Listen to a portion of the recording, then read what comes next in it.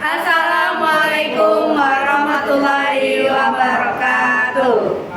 Hai semuanya, kami dari kelompok novel Negeri 5 Menara. Sebelumnya izin memperkenalkan diri, nama saya Siti Anissa dari absen 31 bersama rekan saya. Saya Widaleni Pratisya Hermanto, absen 33 dan ini rekan saya. Nama saya Muhammad Saifullah, absen 18 dan ini teman-teman saya.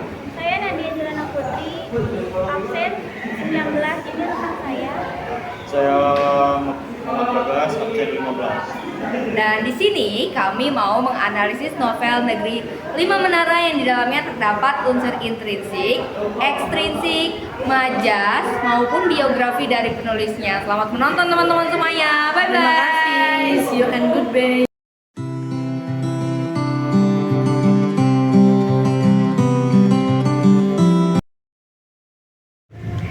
Baik teman-teman, saya Siti Desa akan menceritakan sinopsis dari novel Negeri 5 Menara. Novel ini bercerita tentang perjalanan seorang anak bernama Ali Fikri, anak desa yang ditinggal di Bayur, kampung kecil di dekat Danau Maninjau Padang, Sumatera Barat. Alif dari kecil sudah bercita-cita ingin menjadi Habibi. Maka dari itu, selepas tamat SMP, Alif sudah berencana melanjutkan sekolah ke SMA di Bukit Tinggi yang akan memuluskan langkahnya untuk ke perguruan tinggi. Namun, amaknya yang berarti ibunya dalam bahasa Minang tidak setuju dengan keinginan Alif untuk masuk SMA. Ibunya ingin Alif sekolah yang masih berkaitan dengan agama seperti MAN atau pesantren. Karena Alif tidak ingin mengecewakan harapan orang tua, khususnya ibu, Alif pun menjalankan keinginan ibunya dan masuk pondok pesantren di Jawa Timur bernama Pondok Pesantren Madani atas saran dari Ma Etek Gindo atau pamannya di Kairo. Walaupun awalnya amak berat dengan keputusan Alif yang memilih pondok pesantren di Jawa, bukan yang ada di dekat rumah mereka, dengan pertimbangan amak takut tidak terbiasa dengan kehidupan di sana. Karena amak tahu tidak pernah pergi jauh dari rumah. Namun akhirnya ibu merestui keinginan Alif. Awalnya Alif setengah hati menjalani pendidikan di pondok pesantren Madani karena dia harus merelakan cita-citanya yang ingin kuliah di ITB, harus pupus dan hanya ingin menjadi ustadz di kampungnya. Namun kalimat bahasa Arab yang didengar Alif di hari pertama di pondok Madani mampu mengubah Alif tentang melanjutkan pendidikan di pesantren sama baiknya dengan sekolah umum. Mantra sakti yang diberikan Kiai Rais, pimpinan pondok Manjadda Wajadda. Siapa yang bersungguh-sungguh pasti berhasil. Alif mulai menjalani kehidupan pondok dengan sangat bersemangat akibat dari kata-kata itu. Dan di sini cerita Alif dimulai. Siapa yang bersungguh-sungguh, dia yang akan berhasil. Manjada wajada. Manjada wajada. Manjada wajada.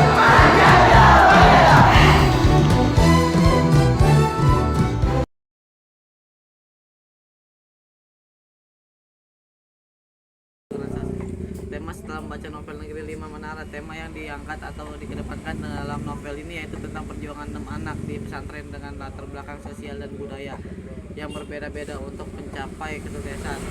Dua alur dari novel Negeri Menara adalah alur cerita adalah kilas balik ingatan tokoh utama akan masa silam ketika menimba ilmu pondok Madani hingga membuahkan hasil yang menyenangkan di masa kini.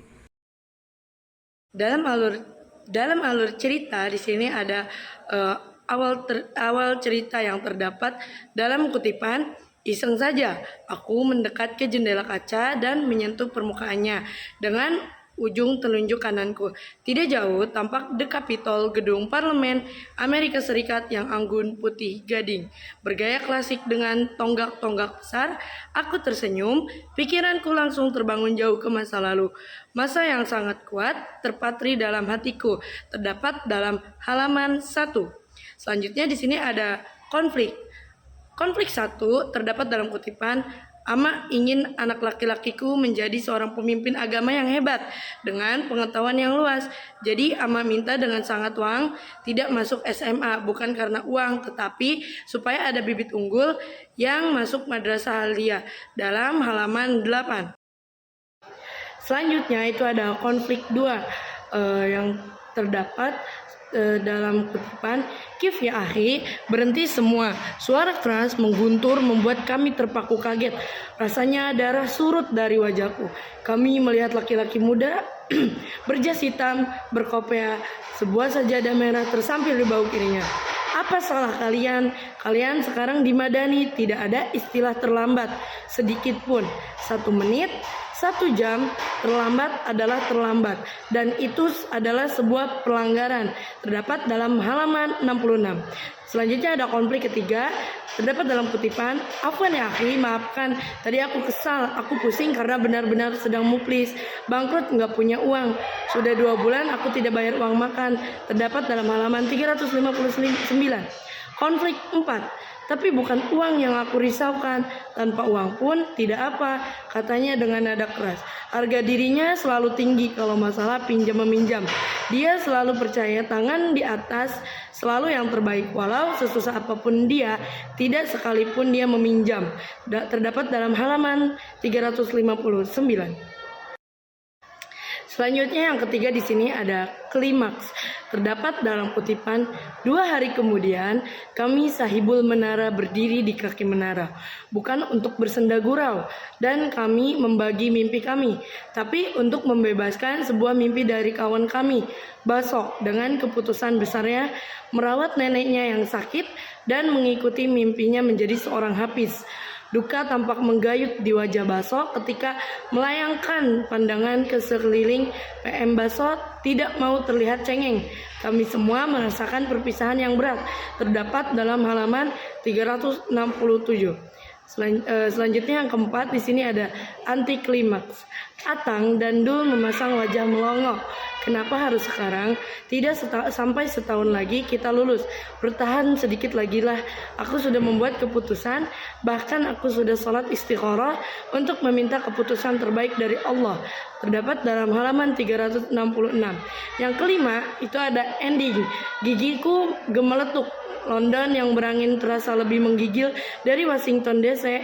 Dulu kami melukis langit dan membebaskan imajinasi itu, lepas membumbung tinggi. Tapi lihatlah hari ini setelah kami menggerakkan segala ikhtiar dan menggenapkan dengan doa, Tuhan mengirim benua impian ke pelukan kami masing-masing.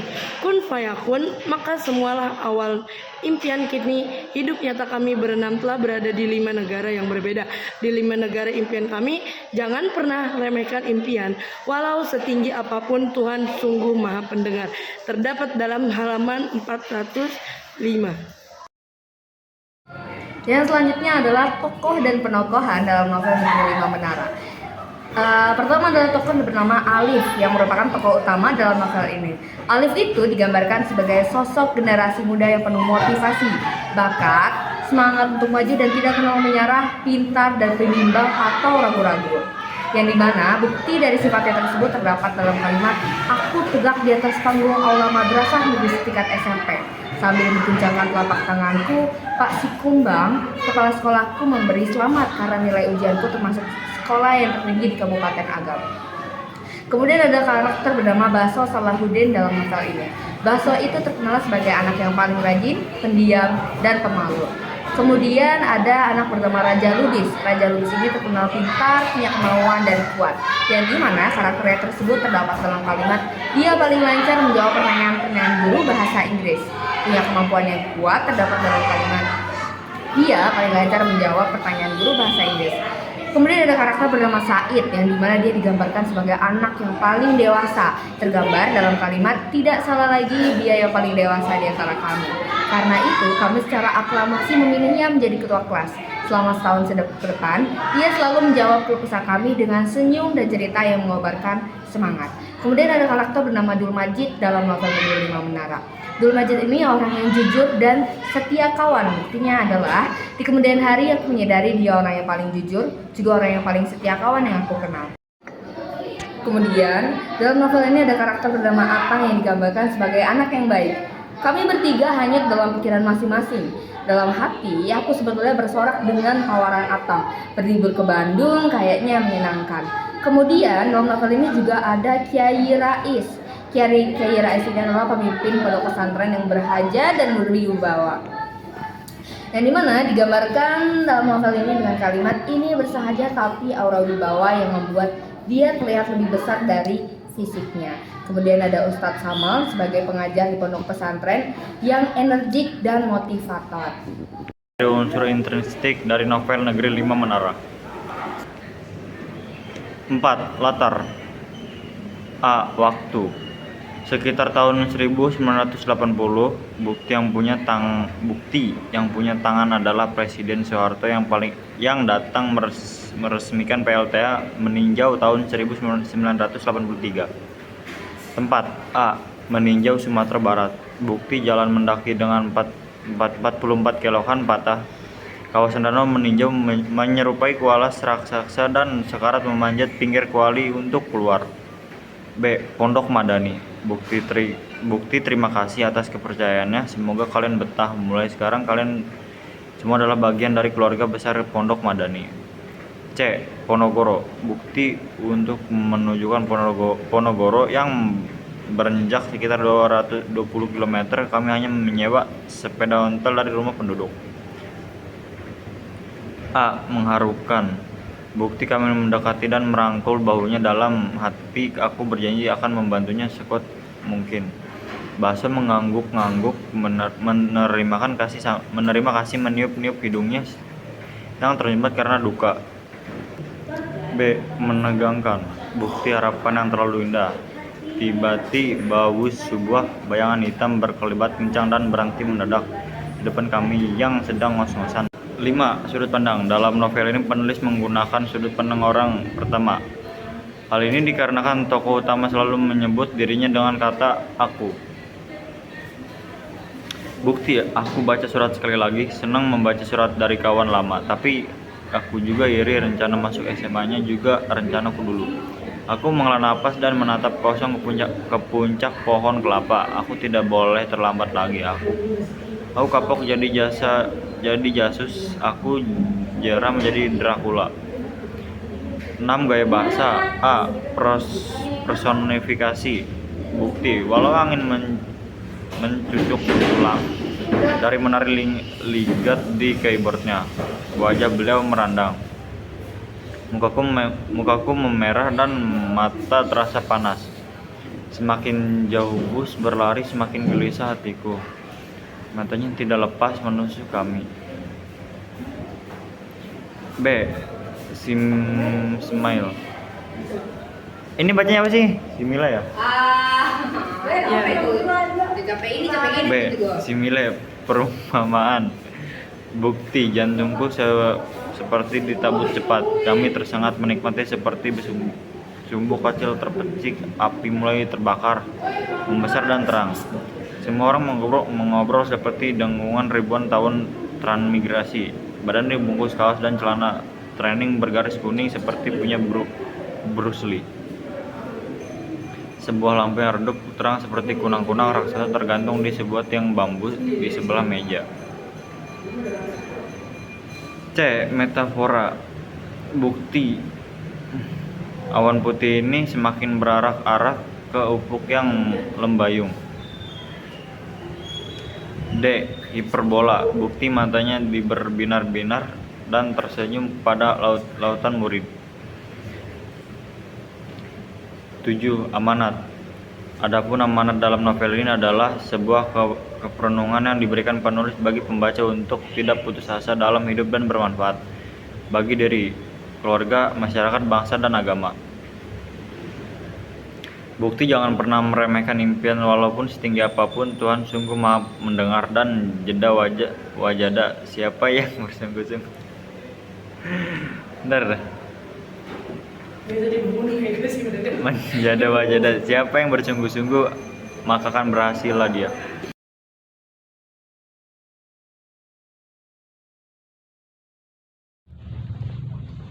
B. Unsur intrinsik. Nilai ketuhanan sangat banyak. Nilai ketuhanan yang terkandung dalam novel Negeri 5 Menara.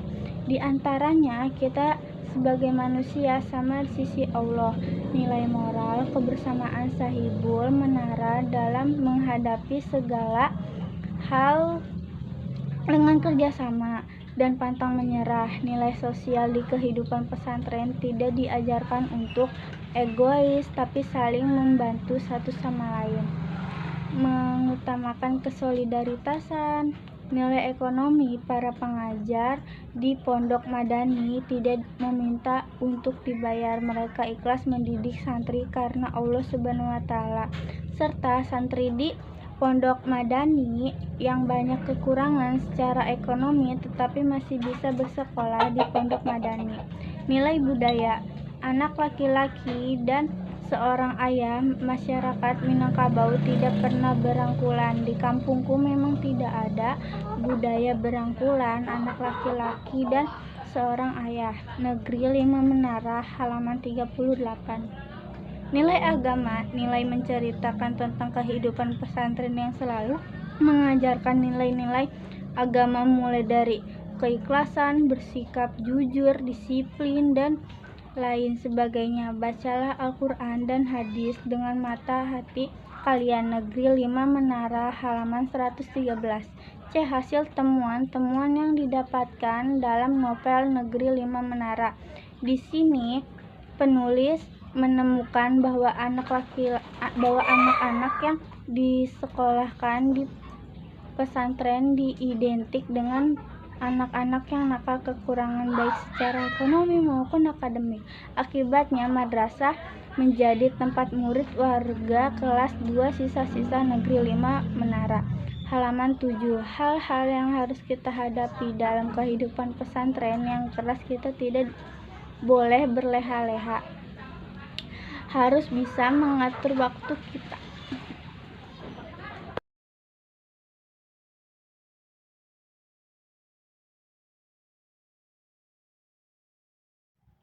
Izin melanjutkan materi selanjutnya yaitu biografi penulis. Novel Negeri 5 Menara ditulis oleh Ahmad Puadi yang lahir pada tanggal 30 Desember tahun 1973 di Bayur, Meninjau, Kabupaten Agam, Sumatera Barat. Dia tumbuh besar dalam lingkungan keluarga yang berpendidikan. Sang ayah merupakan pengajar dari sebuah madrasah yang ada di daerah tersebut. Sementara itu, ibu dari Ahmad Puadi berprofesi sebagai guru sekolah dasar. Setelah lulus dari bangku sekolah dasar, dirinya merantau ke Jawa untuk melanjutkan pendidikan di Kuliatul Mu'alimat Al-Islamiyah Pondok Modern Darussalam Gontor, Ponorogo pada tahun 1988. Dirinya melanjutkan pendidikan di pesantren atas permintaan ibunya agar bisa menempuh sekolah agama. Meskipun demikian, pelajaran agama bukanlah satu-satunya ilmu yang dia dapatkan di pesantren. Ahmad Puadi juga belajar 2 bahasa asing, yaitu bahasa Arab dan bahasa Inggris yang nantinya akan mengantarkannya berkelana ke berbagai belahan dunia. Selepas dari pesantren, Ahmad Puadi melanjutkan pendidikan di bangku kuliah dengan masuk di jurusan Hubungan Internasional di Universitas Padjadjaran, Bandung. Kampus inilah yang menjadi langkah pertama Ahmad Puadi sebelum nantinya melanjutkan studi ke berbagai perguruan tinggi ternama yang ada di dunia. Beberapa beasiswa yang berhasil didapatkan oleh Ahmad Puadi untuk melanjutkan studi pendidikan di luar negeri adalah beasiswa Fulbright, program pasca sarjana The George Washington University pada 1999 hingga 2001 dan beasiswa British Chevening, program pasca sarjana University of London, London pada tahun 2004 hingga tahun 2005. Selanjutnya, itu ada beberapa profesi yang ditekuni oleh Ahmad Puadi selain sebagai seorang penulis. Yaitu yang pertama adalah penulis lepas dan kolumnis pada 1992 sampai 98. Selanjutnya, wartawan dari CJSR 3 TV Communautaire Stasiun Raymond, Quebec, Kanada pada 1995. 3. Wartawan di majalah Tempo Jakarta Indonesia pada 1998 sampai 2002. Yang keempat, koresponden internasional dari majalah Tempo Washington DC, Amerika Serikat pada 1999 hingga 2002. Yang kelima, asisten penelitian di School of Media and Public Affairs, George Washington University, Washington DC, United States, Amerika pada 2000 sampai 2001. Dan masih banyak lagi profesi lain yang beliau tekuni. Berikut ini beberapa penghargaan dan beasiswa yang berhasil didapatkan oleh Bapak Ahmad Puadi. Yang pertama yaitu Chief ASEAN Visiting Student Fellowship National University of Singapore pada 1997. Yang kedua ada Indonesian Cultural Foundation in Award pada 2000 hingga 2001. Yang ketiga ada Columbian College of Arts and Science Awards the George Washington University pada 2000 hingga 2001. Yang keempat ada The Ford Foundation Award pada 99 hingga 2000. Yang kelima ada Cass Media Fellowship University of Maryland College Park pada 2002. Yang keenam ada beasiswa Fulbright Program Pasca Sarjana The George Washington University pada 1999 hingga 2001. Dan masih banyak lain laginya penghargaan dan beasiswa yang didapatkan oleh Bapak Ahmad Puadi. Nah, selanjutnya di sini juga ada beberapa karya yang berhasil diterbitkan oleh Bapak Ahmad Puadi sepanjang karir kepenulisannya hingga saat ini. Yang pertama tentu saja ada Negeri Lima Menara pada 2009. Yang kedua ada Rahasia Penulis Hebat, menciptakan karakter tokoh pada 2010. Yang ketiga ada Ranah Tiga Warna pada 2011. Yang keempat ada Dari Datuk ke Sakura Emas pada 2011. Yang kelima ada Negeri Lima Menara A Movie Companion pada 2012. Yang keenam Berjalan Menembus Batas Manjada Wajada Series pada 2012. 7. Menjadi Guru Inspiratif Manjada Wajada Series pada 2012. 8. Rantau Satu Muara pada 2013. Dan masih banyak lainnya. Salah satu karya yang beliau tulis ada yang sudah diangkat menjadi sebuah film layar lebar, yaitu tentunya Negeri Lima Menara. Terima kasih.